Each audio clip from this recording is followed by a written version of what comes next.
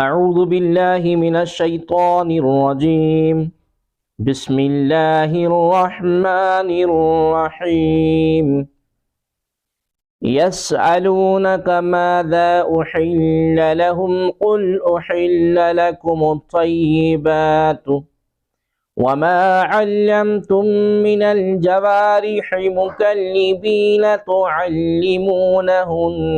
مما علمكم الله فكلوا مما أمسكن عليكم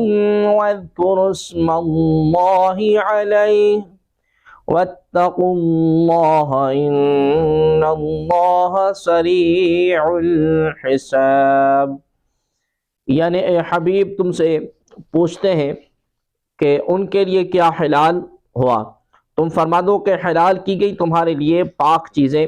اور ان شکاری جانوروں کا شکار جنہیں تم نے شکار پر دوڑاتے ہوئے شکار کرنا سکھا دیا ہے، تم انہیں وہ سکھاتے ہو جس کی اللہ تبارک و تعالی نے تمہیں تعلیم دی ہے، تو اس میں سے کھاؤ جو وہ شکار کر کے تمہارے لیے روک دیں، اور شکاری جانور کو چھوڑتے وقت اس پر اللہ کا نام لو اور اللہ سے ڈرتے رہو، بے شک اللہ بہت جلد حساب لینے والا ہے۔ ماذا احل لهم، ان کے لیے کیا حلال ہوا۔ یہ آیت حضرت عدی بن حاتم اور حضرت زید بن محلد رضی اللہ تعالی عنہما کے حق میں نازل ہوئی، جن کا نام سرکار دو عالم صلی اللہ علیہ وسلم نے زید الخیر رکھا تھا۔ ان دونوں صاحبوں نے عرض کی، یا رسول اللہ صلی اللہ تبارک و تعالی علیہ وآلہ وسلم، ہم لوگ کتے اور باز کے ذریعے سے شکار کرتے ہیں تو کیا ہمارے لیے حلال ہے؟ اس پر یہ آیت کریمہ نازل ہوئی۔ اس میں طیبات کو حلال فرمایا گیا ہے، اور طیبات وہ چیزیں ہیں جن کی حرمت قرآن اور حدیث اور اجماع اور قیاس میں کسی سے ثابت نہیں ہے۔ ایک قول یہ بھی ہے کہ طیبات وہ چیز ہے جن کو سلیم الطبع لوگ پسند کرتے ہیں، اور خبیث وہ چیزیں ہیں جن سے سلیم الطبیعتیں نفرت کرتی ہیں۔ اس سے معلوم ہوا کہ کسی چیز کی حرمت پر دلیل نہ ہونا بھی اس کی حلت کے لیے کافی ہے۔ الجوارح، شکاری جانوروں سے کیا ہوا شکار بھی حلال، خواہ وہ شکاری جانور درندوں میں سے ہو جیسے کتے اور چیتے کے شکار، یا شکاری جانوروں کا تعلق پرندوں سے ہو جیسے شکرے، باز، شاہین وغیرہ کے شکار، جب اس طرح سدھا کر ان کی تربیت کر دی جائے کہ وہ جو شکار کریں اس میں سے نہ کھائیں، اور جب شکاری ان کو چھوڑ دے تب شکار پر جائیں، اور جب بلائیں واپس آ جائیں، ایسے شکاری جانوروں کو معلم یعنی سکھایا ہوا کہتے ہیں۔ مما امسکن علیکم، جو وہ شکار کرتے تمہارے لیے روک دیں، یعنی تمہارے سدھائے ہوئے شکاری کتے یا جانور جب شکار کر کے لائے اور اس میں سے خود کچھ نہ کھائیں تو اگرچہ جانور مر گیا ہو تب بھی حلال ہے، اور اگر کتے نے کچھ کھا لیا ہو تو حرام ہے کہ اس نے اپنے لیے شکار کیا، تمہارے لیے نہیں۔ پھر سے معلوم ہوتا ہے، اس کا خلاصہ یہ ہے کہ جس شخص نے کتا یا شکرے وغیرہ کوئی شکاری جانور شکار پر چھوڑا تو اس کا شکار چند شرطوں سے حلال ہو۔ شکاری جانور مسلمان یا کتابی کا ہو اور سکھایا ہوا ہو، اس نے شکار کو زخم لگا کر مارا ہو، شکاری جانور بسم اللہ اللہ اکبر کہہ کر چھوڑا گیا ہو، اگر شکاری کے پاس شکار زندہ بچا ہو تو اس کو بسم اللہ اللہ اکبر کہہ کر ذبح کرے۔ اگر ان شرطوں میں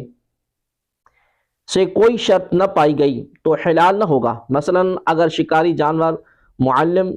یعنی سکھایا ہوا نہ ہو، یا اس نے زخم نہ کیا ہو،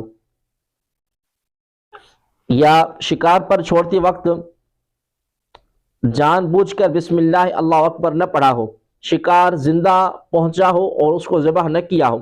یا معلم یعنی سکھائے ہوئے جانور کے ساتھ غیر معلم یعنی نہ سکھایا ہوا جانور شکار میں شریک ہو گیا ہو، یا ایسا شکاری جانور شریک ہو گیا ہو جس کو چھوڑتے وقت بسم اللہ اللہ اکبر نہ پڑھا گیا ہو، یا وہ شکاری جانور مجوسی کافر کا ہو، ان سب صورتوں میں شکار حرام ہے۔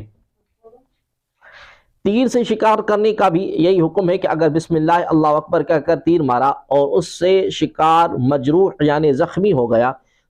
مر گیا، زخمی ہو کر مر گیا تو حلال ہے، اور اگر نہ مرا تو دوبارہ اس کو بسم اللہ اللہ اکبر پڑھ کر ذبح کرے۔ اگر اس پر بسم اللہ نہ پڑھی یا تیر کا زخم اس کو نہ لگا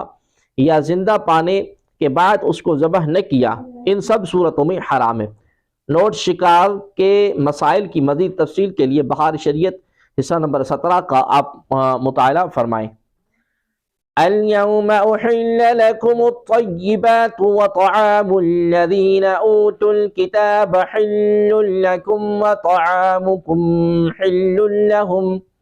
والمحصنات من المؤمنات والمحصنات من الذين أوتوا الكتاب من قبلكم إذا آتيتموهن أجورهن محصنين غير مسافحين ولا متخذي أخدان ومن